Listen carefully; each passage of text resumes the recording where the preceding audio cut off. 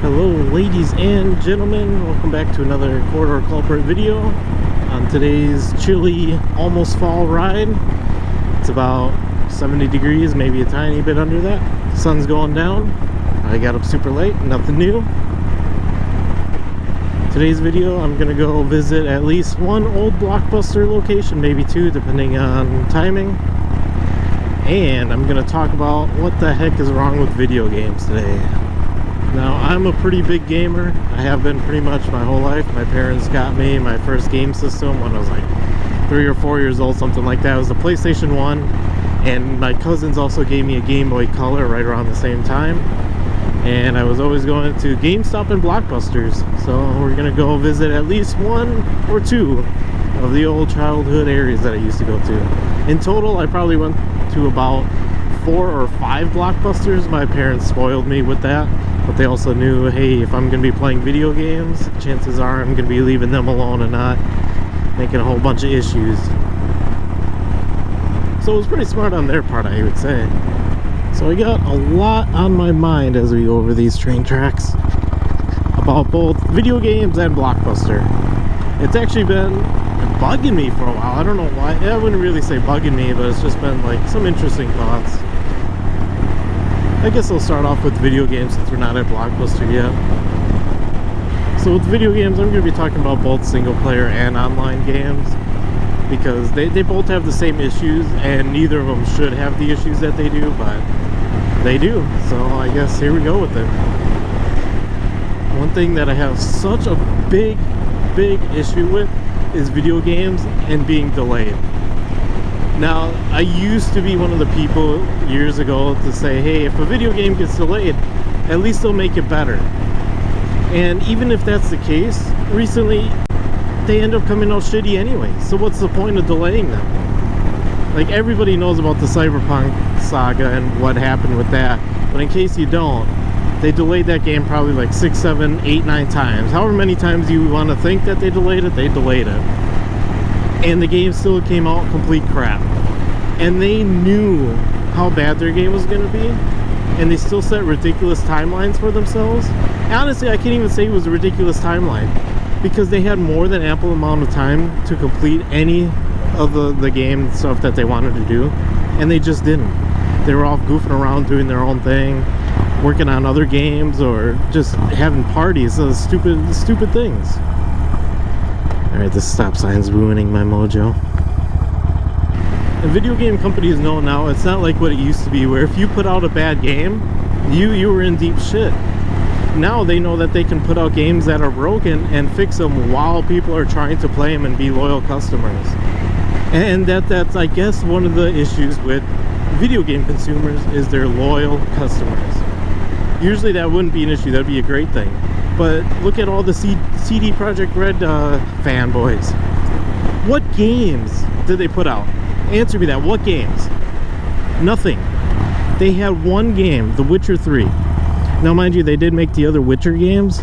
Alright, dude. They did make the other Witcher games, but nobody gave a crap about it until the third one came out. And look at the third one. That was a broken mess as well, and people still liked it. Now, mind you, it was nowhere near as bad as Cyberpunk, but the point is the same. They made nothing. They had zero credibility other than one game. One broken game. And everybody's like, they know how to make a game. They're gonna make a great game. Well, guess what? They didn't. They ended up making a broken mess, knowing it was broken, knowing they screwed around for the 15 years that they said it was in development, which I highly doubt it was even in that far of development, because that was announced, what, back in the Xbox 360 days? They had 2 generations, well, not really 2 generations, but they had more than enough time to make it for the second generation after they said it was originally going to come out. Absolutely ridiculous. And now you got video games like, look at Battlefield 2042 whenever that comes out. It looks bad. And everybody say, oh, this is going to be good. It looks like Call of Duty Black Ops 3 or Black Ops 4. And look how bad those were, mixed with Advanced Warfare.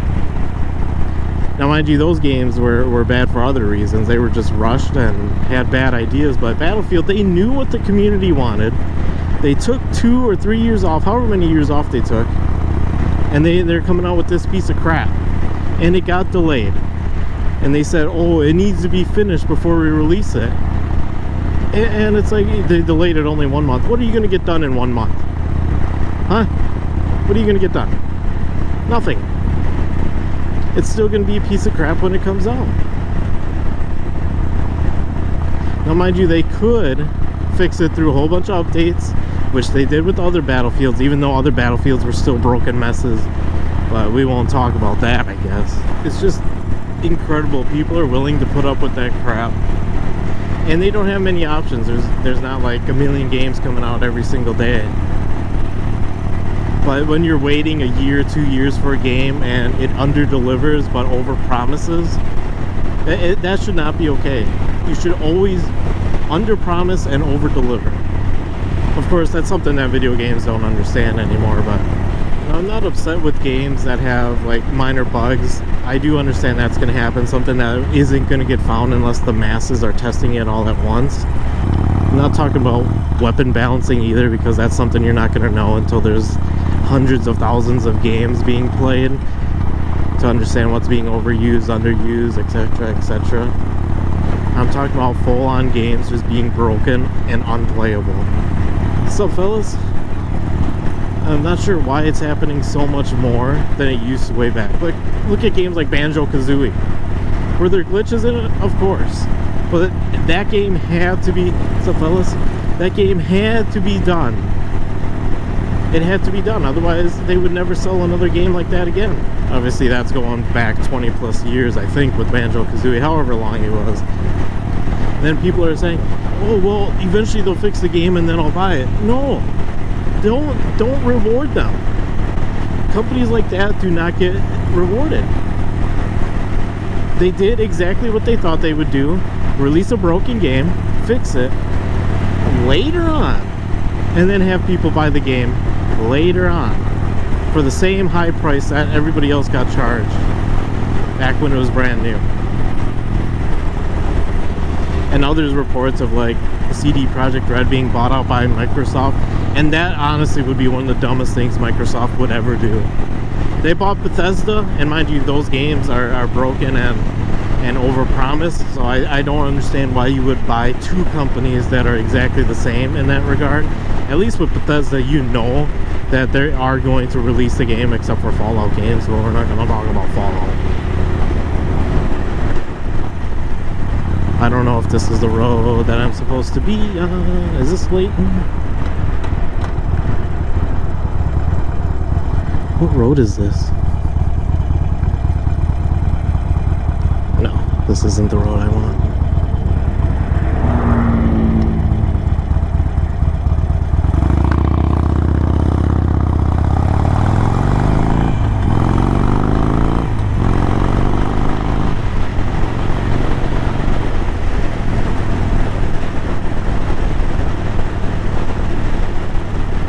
Alright, I'm rolling up on one of the old GameStops, and it looks like, or not GameStop, one of the old Blockbusters, and it now looks like it's a Wingstop. Alright, I'm gonna go up there. I should have turned right here. Alright, so right here is the old Blockbuster. Almost like GameStop again. I don't know how well that blue will show up in the camera, but that's a pretty good looking blue right there. Okay, now that I'm finally on the right road, I'm not going to turn in here, but that Wingstop right there, that was the old Blockbuster. That was one of the main ones that I would go to. However, my parents would only go to that one usually last or second to last, just because it was a little bit out of our way. It's funny, each Blockbuster had its own little like distinction, at least for me growing up. Mind you, they all smelled the same. However, they had different tints of each smell. I don't know how to explain that one, but that one was so big, it was more of like an open air Blockbuster feeling, if that makes sense. That doesn't make sense, but that's how I'm going to describe it. It had the Blockbuster smell mixed with a little bit of open air. So yeah, that Blockbuster, it was more of a bigger Blockbuster. So usually that one would be one of the later ones we would go to. I really don't know why, since it usually had what I wanted to rent there. I would always rent video games. I never rented movies there. My parents rented movies. But for me, it almost always had my video games I wanted to rent, so it just made more sense to go there first.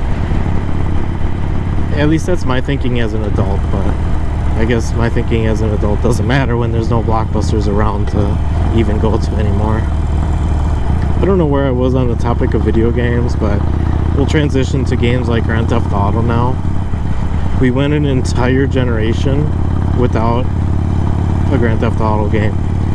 Grand Theft Auto 5 came out on the Xbox 360 and PlayStation 3, and we went through the PlayStation 4 and Xbox One, all with no Grand Theft Auto game, just the same one remade. Mind you, we did get Red Dead Redemption 2 on the Xbox One and PlayStation 4.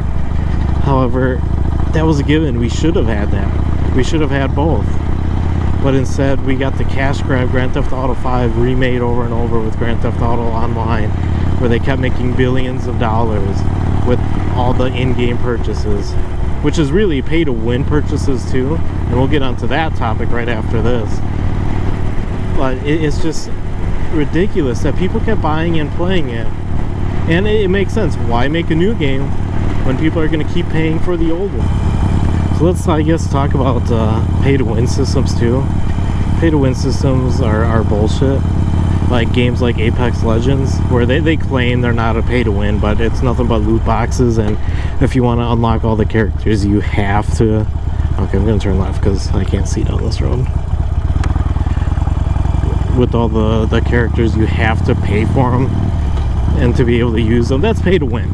If you have to pay extra for all in-game characters, and it's not readily easy to unlock the characters. Why is this road so bumpy?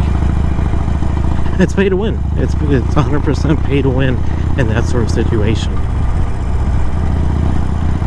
Then you got games like Fortnite Battle Royale, where they do a whole bunch of content all the time. It's literally nothing but cosmetic. Now that's quality right there. Now mind you, the game, there's nothing to the game except it's multiplayer. You got Save the World, but how many people fucking play Save the World? But all the cosmetics in that game and everything you buy, it's all just cosmetic. It's not a pay-to-win system, and that's the way it should be. But then Grand Theft Auto Online, we'll go back to that, that's a pay-to-win system. You have to keep buying all these shark cards. That game, when it was announced, again, over-promised, under-delivered. It was said you had to do all these missions, you had to do heists, you had to do rob gas stations, blah blah blah blah blah, do all these things to earn money. And then they just come out with shark cards, and now it's like $1 million is $100 or something like that.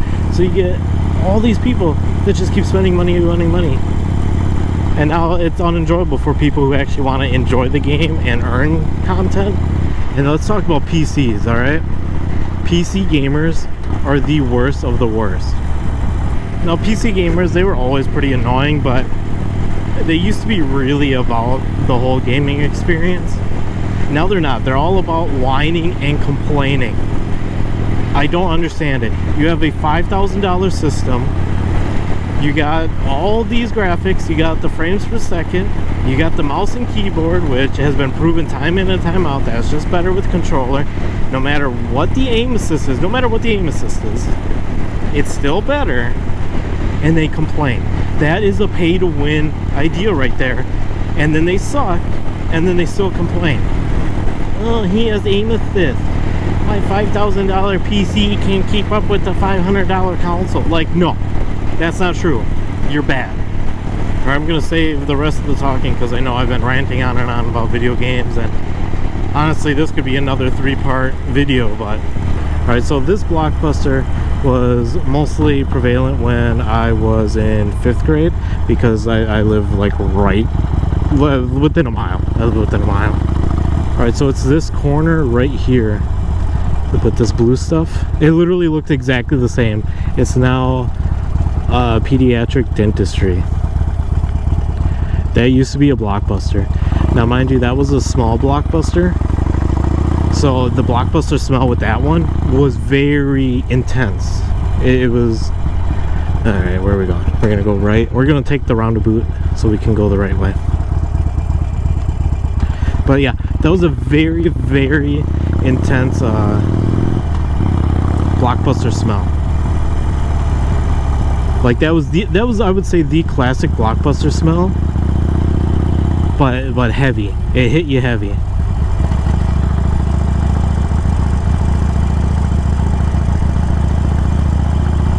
All right, now we're on the roundabout, and off we go. And honestly, I really miss Blockbuster. Like, I don't even, if it was an option, I would give up all digital games. And even streaming, I would give up all the streaming just to go to Blockbuster because that was so much fun. So I guess it's just, things change, and I don't really understand. Maybe you guys understand what all the issues are with the video games, and maybe it's just developers. Maybe it's me getting older. I highly doubt it because I still love video games. I can go back and play old ones, and if new ones come out, I can enjoy new ones. I'm not gonna fall into the pay to win system. I'm not gonna buy all this extra content when it should have been in the game. I guess that'll be one of my last points, like games like Destiny where they have planned DLC. I don't fall for that. I'm not interested. If you know it should be in the game, release it in the game. Now mind you, if it's story content that you want to be released later, have it be for free and release it whenever you think that you should release it. Don't be charging people 60 bucks for a game and then 40 bucks for DLC when you already planned that portion of the game in there. It's annoying. But yeah, I just don't understand why is it the way it is. So again, maybe you guys understand, maybe I'm just stupid. That wouldn't surprise me at all, but I guess that's gonna be it for this one. I'm on a bumpy road. I'm going home. I'm hungry again. I'm always hungry. I'm fat. But that's unrelated. Alright, so if you like what you saw, leave me a comment, like, subscribe, all the basic YouTube stuff. I post every Monday, at least I'm attempting to, up until it gets too cold to ride. But otherwise, I'm Corridor Culprit. Hopefully I see you on the next Monday, and peace.